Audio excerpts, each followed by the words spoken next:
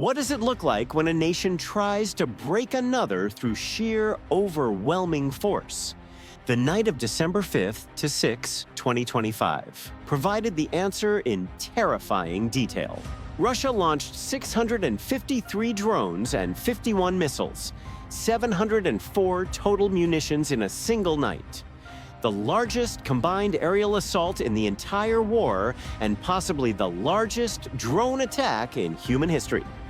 The timing was deliberate and cruel. Ukraine's Armed Forces Day, a celebration of military service and national defense. Russia's message was clear. We will darken your cities, freeze your people, and terrorize your nation no matter what day you're celebrating. Ukrainian air defenses performed heroically, shooting down 585 drones, 89.6%, and 30 missiles, 58.8%, over 600 intercepted threats in one night. But even extraordinary defense can't stop everything when the attack is this massive. The drones and missiles that penetrated defenses struck energy infrastructure across Ukraine, leaving over 600,000 people without power in December's freezing temperatures. The Fastiv train station burned. 8 people were wounded, and Russia demonstrated it as both the weapons stockpile and the willingness to conduct mass terror attacks on civilian infrastructure regardless of international condemnation. The numbers that should terrify everyone. 653 drones. Let that number sink in for a moment. Not 50, not 100.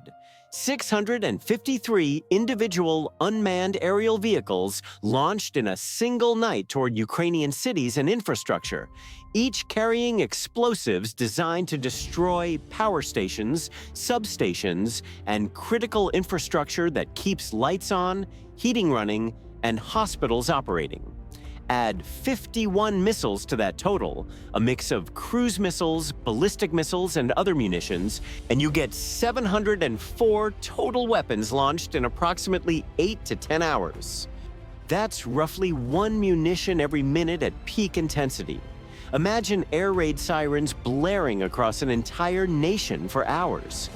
Imagine Ukrainian air defense operators identifying, tracking, and engaging threats continuously throughout the night with no breaks, no pauses, no moments to breathe.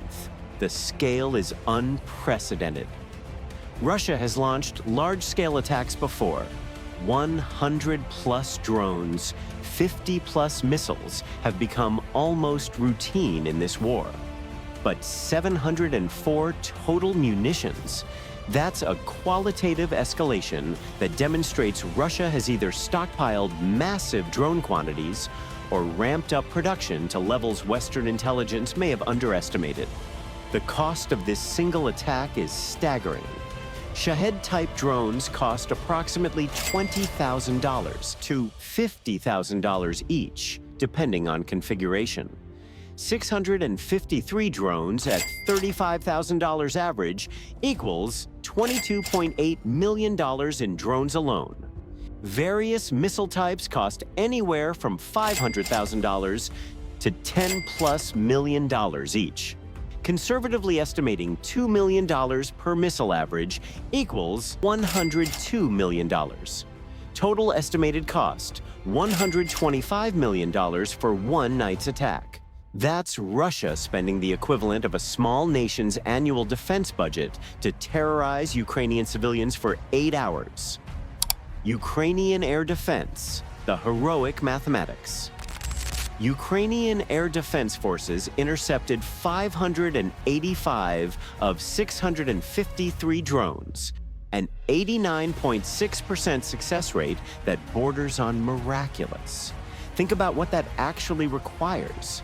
Detecting hundreds of drones simultaneously, coordinating between different air defense systems using different technologies, and doing all of this continuously for hours while new waves keep arriving. The 30 of 51 missiles intercepted, 58.8% success rate, is more modest but equally impressive given the technical challenges. Intercepting ballistic missiles requires sophisticated systems like Patriot batteries that Ukraine has in limited quantities. Cruise missiles fly low and fast, making them difficult targets even for advanced air defenses. That Ukraine stopped over half the missiles while simultaneously engaging 653 drones demonstrates exceptional operational coordination and capability. But here's the brutal reality of the defender's dilemma.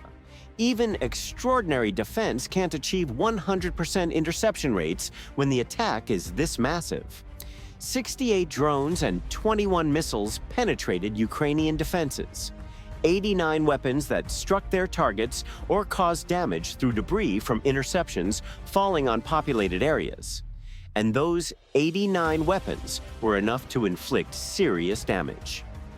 The infrastructure carnage when winter warfare targets civilians. The primary Russian target was Ukraine's energy infrastructure, power stations, electrical substations, and transmission facilities that keep Ukrainian cities functioning. Hitting these targets in December isn't just military strategy, it's deliberate infliction of suffering on civilian populations through cold and darkness. The damage reports tell a grim story. Kyiv, over 500,000 consumers lost power. That's not 500,000 buildings. That's 500,000 metered connections, which could represent over 1 million people when you account for apartment buildings and multifamily housing. In December, in Ukraine, where temperatures regularly drop below freezing. Kyiv Oblast, an additional 100,000 plus lost power. These are communities surrounding the capital, often with less robust backup infrastructure than Kyiv proper. Rural areas where restoring power takes longer and affects vulnerable populations disproportionately. Kharkiv, 8,000 lost power. Smaller numbers, but no less significant. Kharkiv is Ukraine's second largest city and has been under constant bombardment throughout the war. Every attack further degrades infrastructure that's already been repeatedly damaged and hastily repaired. Fastiv train station burned down, according to Ukrainian reports. This is a critical rail hub for logistics networks moving supplies, humanitarian aid, and military equipment. Destroying railway infrastructure disrupts not just military operations, but civilian commerce and food distribution. At least 8 people wounded, 3 in Kyiv Oblast alone. Casualties were miraculously low given the scale of attack, but every wounded civilian is a victim of Russia's deliberate targeting of non-military infrastructure in violation of international humanitarian law. The Air Defense Challenge, defending against the swarm. Ukrainian air defense forces face an impossible mathematical problem. Russia can produce or acquire drones faster and cheaper than Ukraine can manufacture or import air defense missiles to shoot them down. A Shahed drone costs $20,000 to $50,000. An air defense missile costs $500,000, $3 million depending on the system. The cost exchange heavily favors the attacker. Ukraine has partially solved this through diversification.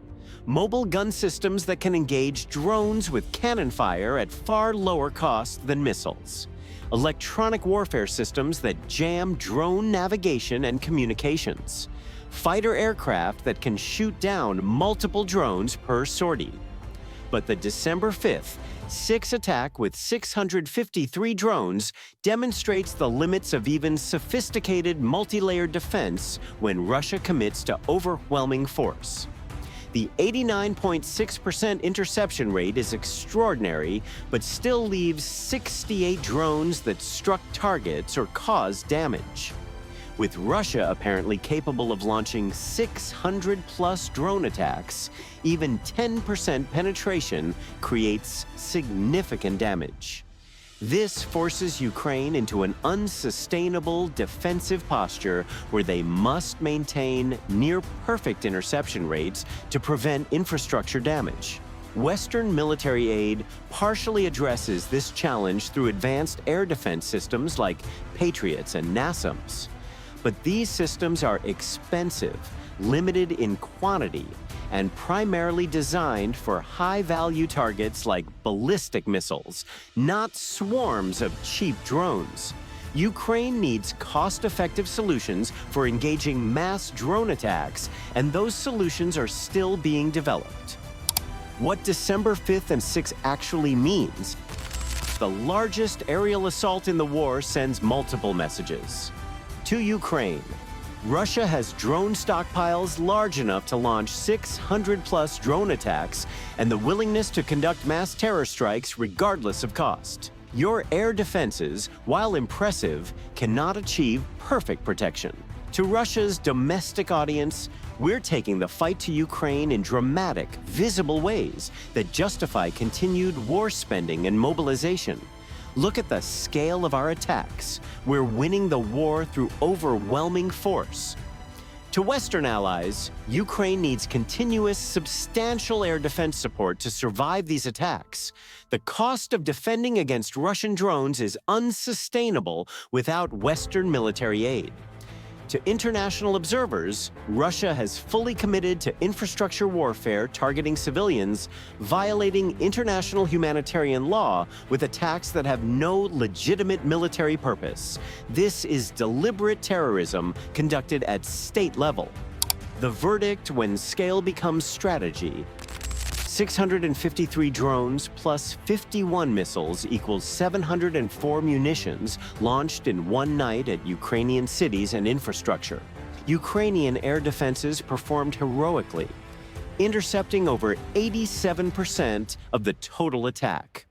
But heroic defense can't prevent all damage when Russia commits to overwhelming force without regard to cost or international condemnation.